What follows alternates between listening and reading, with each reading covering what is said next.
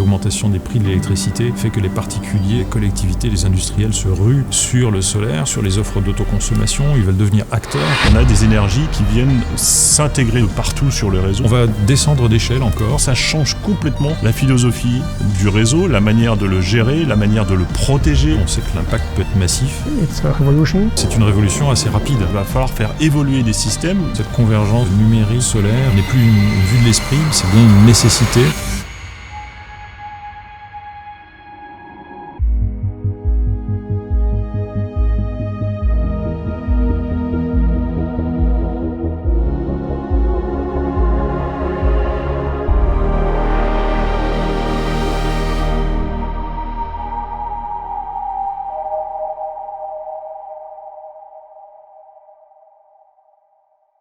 Ok, commençons par la base.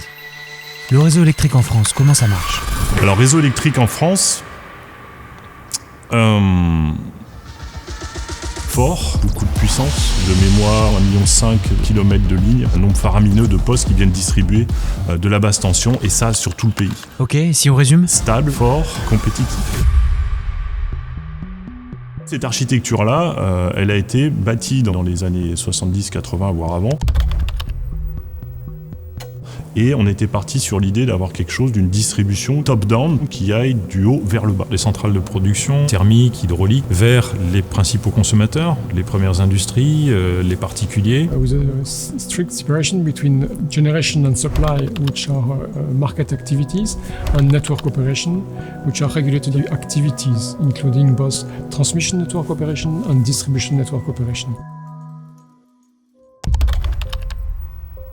So my company is a distribution system operator in charge of operating the power distribution grids in 95% of France.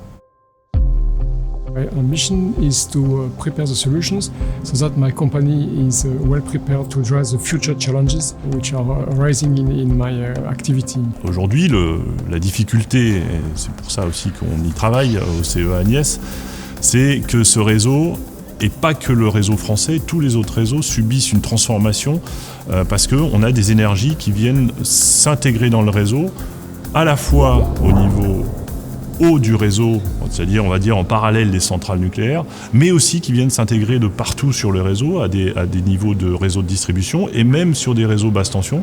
On descend les échelles avec de plus en plus de particuliers qui s'équipent, de communes, d'industriels, de bâtiments tertiaires qui installent finalement du solaire en toiture ou des petits parcs éoliens. Dit PV everywhere, mais sur les réseaux, ça implique des injections de puissance de partout. Rapidement, il faut intégrer un très grand nombre de petits objets. Le domicile, la voiture électrique vont pouvoir contribuer à l'optimisation de la gestion énergétique des réseaux. In the past, you had the ability for the generation to adapt to variations in demand. In the future, to achieve the balance between power supply and demand, we will play both on generation and demand, and we will activate flexibility. Ok, donc l'idée est simple. Lorsque l'on regarde le nombre de voitures non utilisées pendant une journée, on se rend très vite compte qu'il pourrait être utilisé pour aider le réseau. Dans le cas où la demande serait plus forte que l'offre, la voiture pourrait donc répondre à cette demande accrue et donc rendre un service au gestionnaire de réseau. When your car is in your garage, plugged to the network, it can be used as a flexibility resource. Mais on peut aussi l'appliquer à l'entreprise, à des entrepôts, des moyens de production locaux, des moyens de stockage d'énergie. L'idéal avec tous ces nouveaux objets, c'est finalement de pouvoir arriver à un optimum énergétique et économique. On passe finalement plutôt d'un service de présence permanent, de distribution permanent, à quelque chose qui ressemble plus à une assurance. Cette ramification en descendant d'échelle va nécessiter aussi un partage d'informations. Si on veut effectivement décarboner l'électricité et qu'on puisse intégrer notamment le solaire à toutes les échelles, il faut que chacun accepte de partager ces données, sans quoi on n'y arrivera pas. Il y a de la résistance au changement, de toute façon ça c'est plutôt culturel. Et à vrai dire, ça se comprend. Après tout, pourquoi accepterais-je de partager mes données ? Qu'est-ce qui m'inciterait à rendre un tel service ? Attendez, laissez-moi deviner. pourrait dire que tout service mérite rémunération.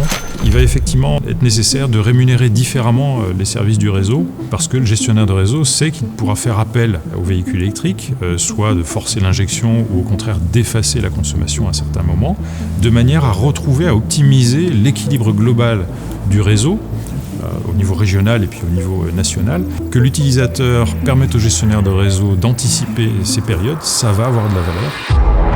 Tens of thousands of people are without power after an alleged attack on 2 substations. Intentional and targeted attacks have left tens of thousands of North Carolinians without power. How to crash a power grid with a click. Les tentatives d'intrusion ou les intrusions réussies dans les systèmes se font par des moyens de plus en plus divers et variés, par des objets connectés à Internet, par exemple. Et donc c'est pris très au sérieux, notamment par les énergéticiens, par les gestionnaires de réseau, parce qu'on sait que l'impact peut être massif. Il peut être national, voire européen, puisque tout est interconnecté. On peut créer un blackout européen partant finalement d'une attaque dans n'importe quel pays. Donc ce sont des choses qui sont prises très au sérieux, mais qui vont effectivement nécessiter encore beaucoup d'efforts. C'est l'inconvénient principal sans doute des usages qui deviennent multiples et de plus en plus diffus. C'est un gros enjeu du numérique, peut-être le premier enjeu auquel on pense quand on parle de convergence entre numérique et énergie.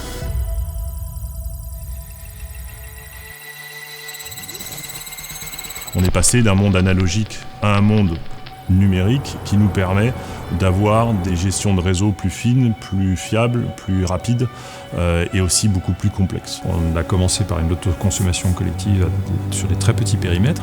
Maintenant, on est sur plusieurs kilomètres, ce qui permet effectivement à des petites communes rurales de pouvoir bénéficier de l'énergie produite localement alors qu'il y a parfois plusieurs kilomètres de distance. L'augmentation des prix de l'électricité fait que les particuliers, les collectivités, les industriels se ruent sur le solaire, sur les offres d'autoconsommation, ils veulent devenir acteurs, ils veulent du coup comprendre comment ça marche. On voit que cette convergence numérique solaire n'est plus une vue de l'esprit, c'est bien une nécessité pour pouvoir maîtriser le prix de l'énergie, pour pouvoir verdir toujours plus la production et la consommation d'énergie. L'énergie, c'est un des principaux vecteurs de stabilité dans le monde. Et aujourd'hui, on a effectivement une histoire qui va dans le sens de la décarbonation, l'enjeu climatique, etc. Ce qui fait que ma mission, en toute humilité bien sûr, c'est d'essayer de contribuer à ce changement, à ce changement de culture, ce changement d'éducation et ce changement technique et économique. Digital solutions will completely change the way we do our job. It will allow us to design and implement new solutions to better operate the network, but also it will make it possible to offer new services to our customers.